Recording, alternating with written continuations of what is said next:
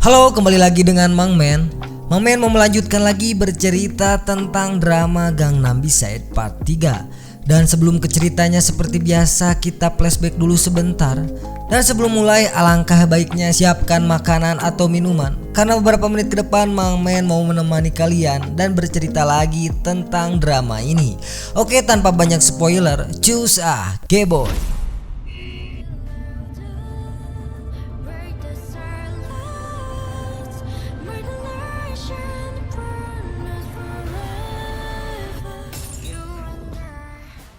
Sementara itu Dongwo ketika mencoba menelpon putrinya, namun yang menerima teleponnya bukan putrinya, melainkan orang lain yang dimana orang tersebut mengatakan dikarenakan Dongwo banyak ikut campur dalam urusannya, maka putrinya lah yang akan menanggung semua akibat dari perbuatannya.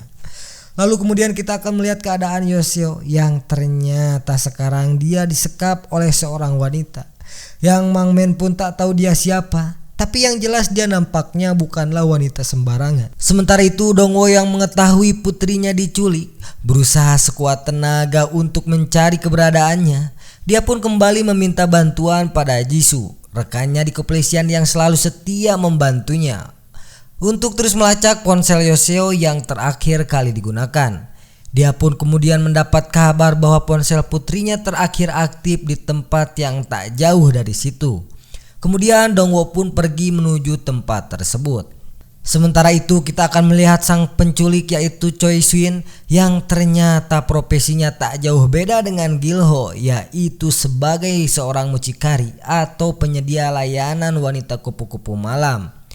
Di mana terlihat Swin membawa Yoseo ke tempat yang banyak sekali wanita di sana. Dia pun lantas menjelaskan bahwa Jae-hee adalah seorang wanita penghibur yang terkenal di Gangnam. Yang nampaknya Yoseo tak peduli dengan status Jae-hee, karena baginya dia adalah teman sekaligus orang yang sangat berarti baginya.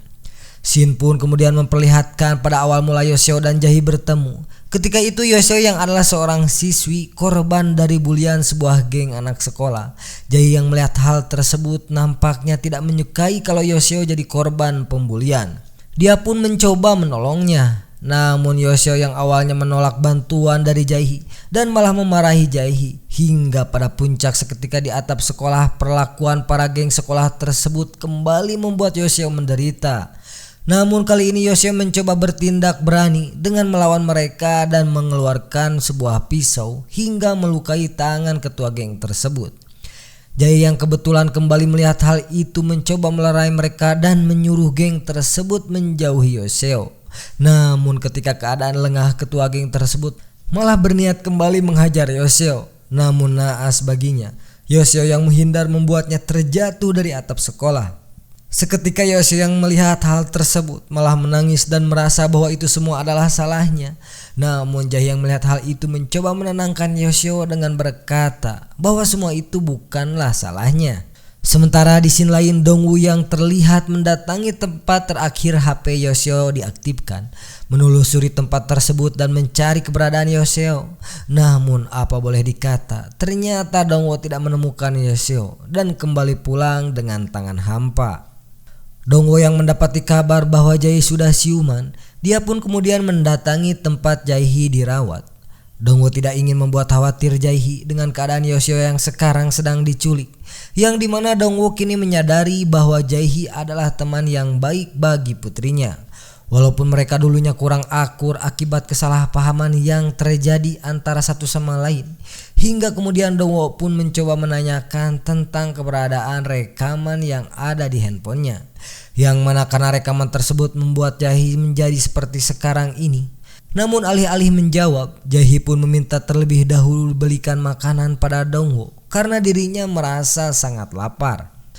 Kemudian mereka berdua pun terlihat memasuki Alfamart dan membeli makanan untuk Jae-hee.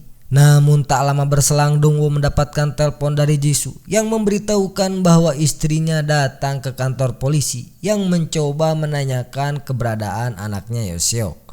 Mendengar hal itu Dongwoo mengingatkan pada Jisoo agar tak memberitahu istrinya kalau Yoseo sedang diculik.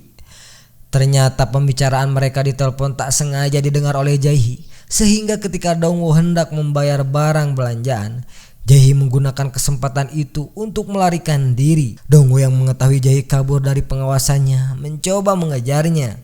Namun hasilnya sia-sia. Dongwo pun kembali meminta bantuan Jisoo untuk mengecek CCTV sekitar kejadian. Namun dikarenakan keadaan sedang hujan dan orang-orang banyak yang memakai payung yang sama, Jisoo pun tak bisa menemukan keberadaan Jaehi.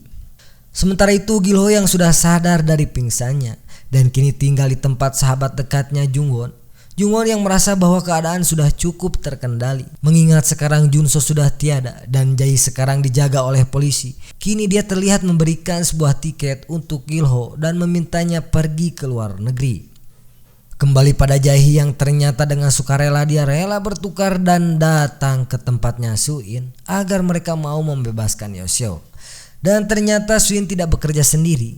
Dia ternyata mempunyai dunungan yang memiliki nama panggilan Tuan K, yang dimana setelah Tuan K mendapatkan rekaman videonya, Tuan K pun mencoba merayakan kembalinya Jaehi ke tempatnya dan berniat menjadikannya bintang utama malam nanti ketika melakukan siaran langsung untuk mendapatkan gift dari para penggemar yang telah lama menunggunya. Kemudian kita akan melihat bahwa ternyata Jaehi dan Suin mempunyai hubungan yang cukup dekat, di mana Suin yang tersentuh hatinya karena melihat Jaehi yang rela mengorbankan dirinya dalam bahaya hanya untuk menyelamatkan Yoshio. Dia pun mencoba memberikan bantuan pada Jaehi untuk kabur dari tempat tersebut menggunakan mobil miliknya yang sudah dipersiapkan di luar. Namun alih-alih mengambil keputusan tersebut, Jaehi malah menolaknya dan mengatakan bahwa dia tidak akan kabur lagi kali ini, dan dia kembali mengatakan bahwa dirinya seharusnya melakukan hal ini dari dulu dan terlalu lama menundanya, membuat Mang Men bingung apa sebenarnya yang akan dilakukan oleh Jaehi. Sementara itu Dongwo yang mendapatkan kabar terbaru dari temannya yaitu Jang Ho, di mana Jang Ho memberitahukan padanya bahwa dia sudah menemukan situs ilegal yang dimana di sana akan melakukan siaran langsung tentang kembalinya Jaehi, sang bintang yang hilang. Dongwo pun mencoba melacak keberadaan tempat tersebut. Setelah mencoba melihat siaran tersebut, akhirnya dia pun berhasil mengetahui di mana letaknya. Dia pun bergegas menuju tempat tersebut. Sementara itu Gilho yang mendapatkan pesan suara dari Jaehi melalui nomor milik Suin, yang dimana setelah mendengar isi pesan suara tersebut, Gilho pun lari sekuat tenaga menuju ke tempat Jaehi sekarang. Di dalam pesan suara tersebut ternyata Jaehi memberitahukan pada Gilho bahwa dia berencana untuk pergi menemui Junghwa yang kesepian. Mengerti akan hal itu, dia pun kini berpacu dengan waktu untuk berusaha mencegah hal buruk terjadi pada Jaehi.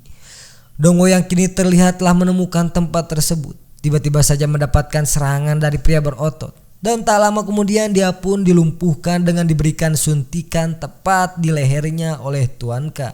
Yang sebelum dirinya kehilangan kesadaran, dia pun didatangi oleh seorang lelaki tua yang dikenal dengan Tuan Choi yang memiliki pengaruh yang sangat besar. Sementara itu Jaehi yang sedang melakukan siaran langsung di depan para penggemarnya yang didominasi oleh para pria hidung belang yang menyukai dangdanan erotis di sosial media. Tiba-tiba saja dikejutkan dengan tindakan Jaehi yang memecahkan kaca yang membuat semua orang yang ada di sana panik, dan tak lama Jaehi mencoba untuk melakukan bundir.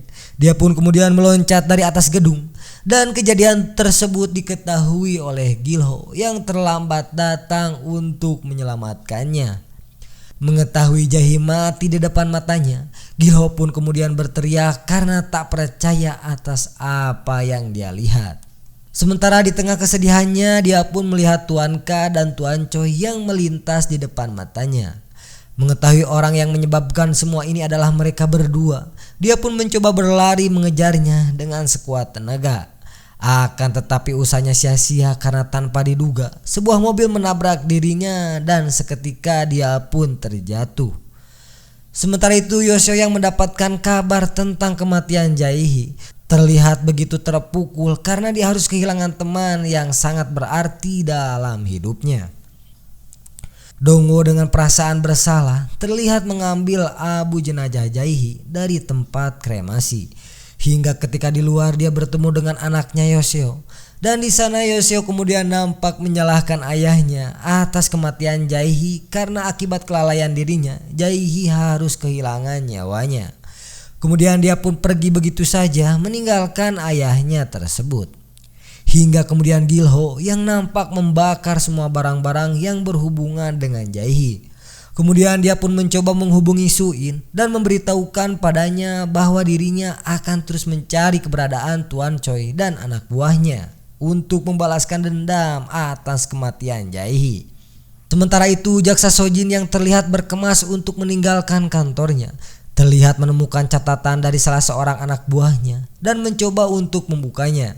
Ternyata di dalamnya tersimpan sebuah USB yang berisi data-data hasil pemeriksaan terhadap Junso. Kemudian dia pun membukanya dan ternyata setelah dibuka ada seseorang yang sering dihubungi oleh Junso semasa hidupnya, yaitu orang yang bernama Tuan Choi.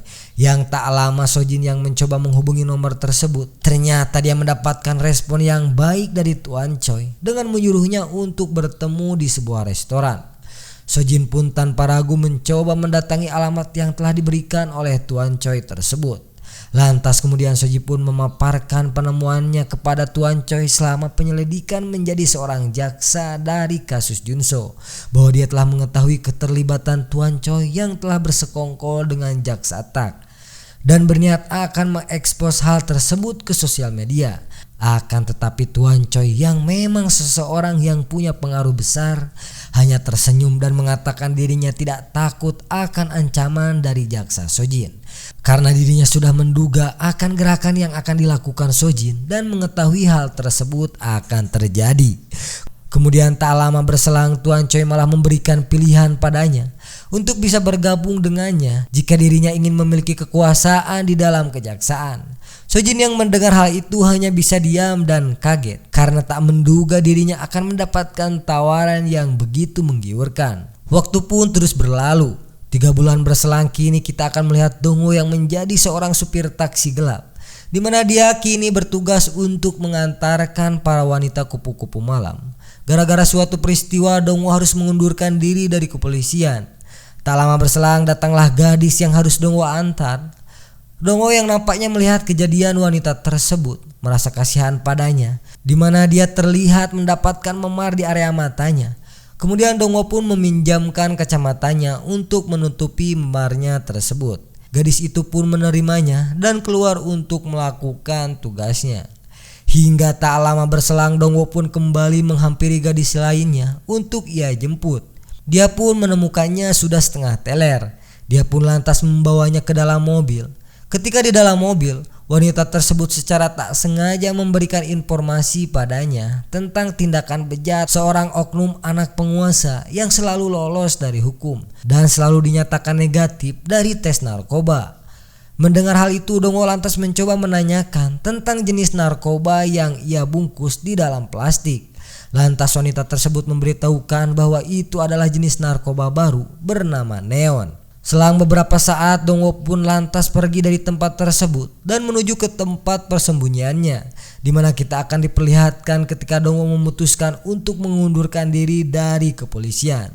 Di mana usut punya usut, ternyata Dong-woo melakukan itu untuk putrinya, yang mana setelah kepergian Jae-hee, putrinya menghilang dan tak pernah lagi menghubunginya. Sementara Gilho yang masih diliputi rasa dendam atas kematian Jae-hee selalu mencoba terus mencari keberadaan Tuan K dengan selalu mendatangi bar milik Tuan K. Gilho di malam itu kembali mendatangi sebuah bar, berharap bisa menemukannya di sana. Namun ternyata dia kembali tak menemukannya, hanya barang miliknya saja yang ada di sana. Dia pun lantas melampiaskan kemarahannya pada barang haram tersebut dengan tujuan agar si Tuan K terpancing dan dia dapat menemukannya. Sementara itu jaksa Sojin dalam kurun waktu 3 bulan karirnya melesat dengan cepat. Kini dia sudah bisa menduduki jabatan yang sangat tinggi, yaitu sebagai kepala departemen anti korupsi.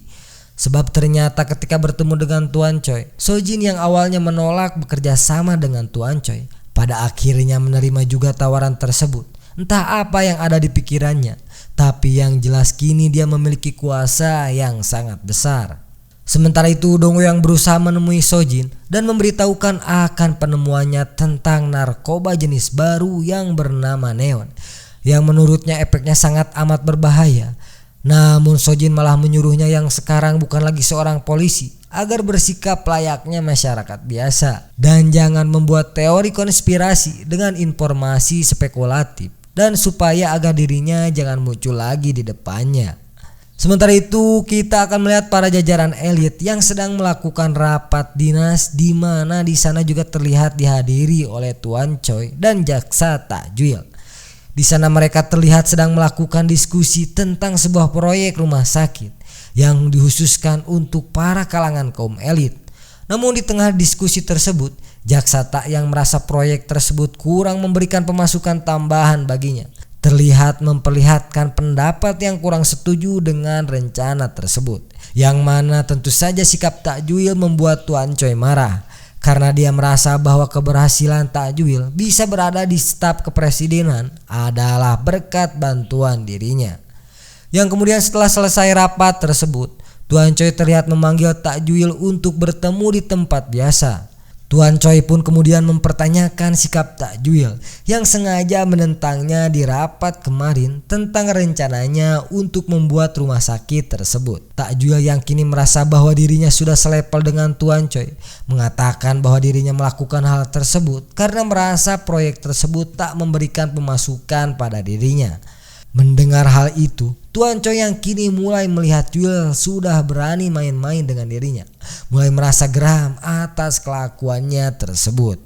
Hingga tak lama berselang Juil yang sedang berada di kantornya ditelepon oleh salah seorang kenalan dekatnya, yaitu Wali Kota Wo, yang dimana Wali Kota tersebut mengabarkan bahwa kantornya kini didatangi oleh Jaksa Sojin untuk digeledah, yang tentu saja kedatangannya adalah perintah dari Tuan Choi. Yang mana setelah itu Tuan Choi kembali memanggil Sojin dan menyuruhnya untuk menyelidiki dan mencari kelemahan seorang menteri dan kelemahan Takjuil.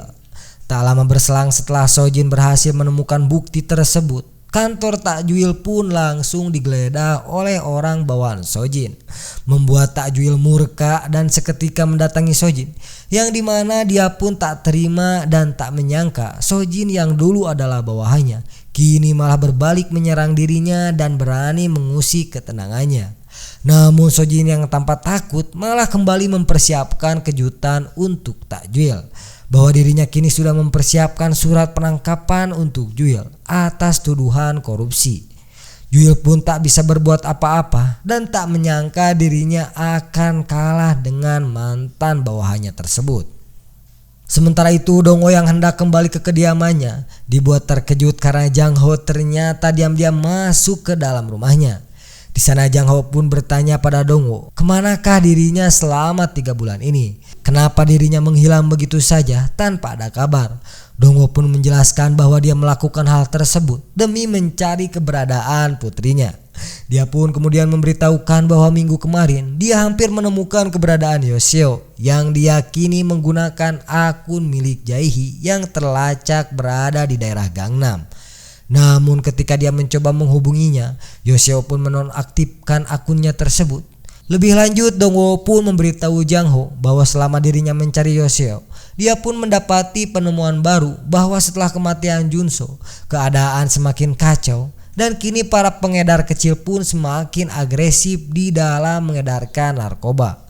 Lantas lebih lanjut dia pun memperlihatkan salah satu jenis narkoba baru yang dia temukan yang bernama neon, yang kandungannya semakin berbahaya namun anehnya dijual dengan murah. Lantas kemudian Dong Wo pun kembali meminta bantuan Jang Ho untuk menemukan keberadaan Yoshio dan menggali informasi lebih dalam tentang narkoba baru tersebut. Scene pun kemudian berpindah di mana sekarang terlihat Dong Wo kembali melakukan tugasnya untuk melakukan penjemputan. Namun ketika dia sampai di titik lokasi, terlihat Suyin keluar dari salah satu bar dan menuju parkiran. Dong Wo pun mencoba mengikutinya dan menemukan Suyin tengah menolong wanita yang terluka. Setelah dilihat lebih dekat, ternyata dia adalah wanita yang pernah dipinjami kacamata olehnya. Melihat wanita tersebut nampaknya tengah kesakitan, dia dan Suyin pun bergegas membawanya ke sebuah klinik kesehatan. Namun ternyata gerak-geriknya diam-diam diawasi terus oleh Gilho, yang mana setelah Dong Wo selesai mengantarkan Suyin dan gadisnya ke klinik, tiba-tiba saja setelah Dong Wo keluar, Gilho datang menghampirinya dan dengan marahnya Gilho pun memukuli Dong Wo. Gilho pun bukan tanpa alasan memukuli Dongwo karena dia dianggap telah melanggar janjinya untuk melindungi Jae-hee sehingga Jae-hee menjadi tewas karena salahnya. Dongwo yang hanya bisa meminta maaf dan tak melakukan perlawanan karena dia merasa memang dirinya bersalah pada Gilho. Setelah itu Gilho kemudian mencoba menemui Suin, memberitahukan padanya bahwa orang yang menjadi supirnya adalah seorang polisi dan mengatakan bahwa dialah yang menyebabkan Jae-hee meninggoy. Namun Suin menjelaskan bahwa Jae-hee meninggoy karena keinginannya sendiri dan tak ada hubungannya dengan polisi yang dia maksud. Mendengar hal itu, Gilho pun terlihat masa bodoh dan kemudian mengganti topik pembicaraan dengan menanyakan keberadaan Tuan Choi dan koleganya. Namun Suin kembali memperingatkannya akan jangan bertindak gegabah dengan membahayakan diri sendiri. Gilho pun dengan marah seolah tak peduli karena keinginannya untuk membalas dendam atas kematian Jae-hee sudah tidak bisa ditahan lagi. Sementara itu Jang Ho yang disuruh Dongwo untuk mengintai Sojin melihat Sojin mendatangi sebuah tempat yang terlihat masih baru dan belum dipakai sama sekali, yang tentu saja dia datang ke sana karena diperintahkan oleh Tuan Choi, yang dimana ternyata bangunan tersebut adalah rumah sakit baru yang dibangun Tuan Choi untuk orang-orang elit. Dan ternyata Tuan Choi lah sang dalang dibalik terciptanya narkoba baru tersebut. Lebih lanjut, Tuan Choi pun memaparkan rencananya kepada Sojin bahwa kenapa dia membuat rumah sakit elit dan membuat narkoba baru dan dijual murah, tak lain adalah agar rumah sakitnya laku di kalangan orang-orang elit. Dan Sojin pun hanya bisa terdiam mendengar rencana Tuan Choi yang begitu ambisius dan menghalalkan segala cara untuk demi mendapatkan uang, kepuasan, dan kekuasaan. Sementara itu Dongwo yang telah mendapatkan kabar bahwa akan diadakan peluncuran narkoba baru di sebuah klub yang ada di daerah Gangnam. Dongwo yang telah mengetahui tempat tersebut dengan segera bergegas menuju ke sana. Setelah sampai di tempat yang dituju, Dongwo pun mendapatkan satu notifikasi bahwa akun Jae-hee yang dipakai Yoseo kembali aktif, dan ternyata setelah dilihat tempatnya sama dengan tempat peluncuran narkoba baru tersebut. Tak lama Dongwo pun bergegas menuju tempat gedung tersebut untuk mencari keberadaan Yoseo.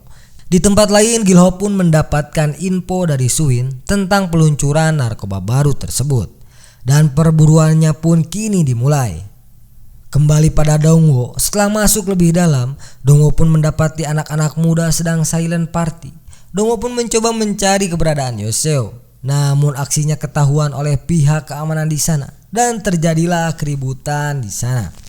Tuan Ka yang mengetahui hal tersebut menyuruh Suin untuk segera mengamankan para gadis-gadisnya. Ketika Dongwo sedang sibuk melawan para penjaga keamanan, di sana dia melihat anaknya Yoseo di antara gadis-gadis yang dibawa oleh Suin. Melihat hal itu, Dongwo pun dengan sekuat tenaga mencoba mengalahkan para penjaga keamanan dan mengejar anaknya Yoseo. Namun karena pintu tersebut dilengkapi dengan keamanan yang tinggi, Dongwo pun hanya bisa melihat anaknya pergi dan menjadi histeris. Namun Dongwo yang tidak mau kembali kehilangan anaknya mencoba menggunakan sisa-sisa tenaganya untuk mengejar mobil yang membawa Yoseo. Namun secara tak diduga dirinya malah ditabrak oleh sebuah mobil yang ternyata itu adalah mobil Tuan Ka yang dengan sengaja menabraknya. Lalu kemudian Tuan Ka yang sudah jengah dengan keberadaan Dongwo yang selalu saja mencampuri urusannya, dia pun lantas menyiksanya dan menyuruh anak buahnya untuk membawa ke suatu tempat dan membereskannya di sana. Namun ketika mereka hendak pergi, tiba-tiba saja mobil mereka pun ditabrak oleh sebuah mobil yang ternyata itu adalah mobil yang dikendarai oleh Gilho. Dan mereka berdua pun kini bertemu. Namun entah apa yang akan terjadi karena film pun harus bersambung lagi. Oke, sekian dulu dari Mang Men. Dan jangan lupa kalau ada film yang ingin direview oleh Mang Men atau dibahas oleh Mang Men, bisa tulis saja di kolom komentar. Mang Men pamit undur diri dan terima kasih.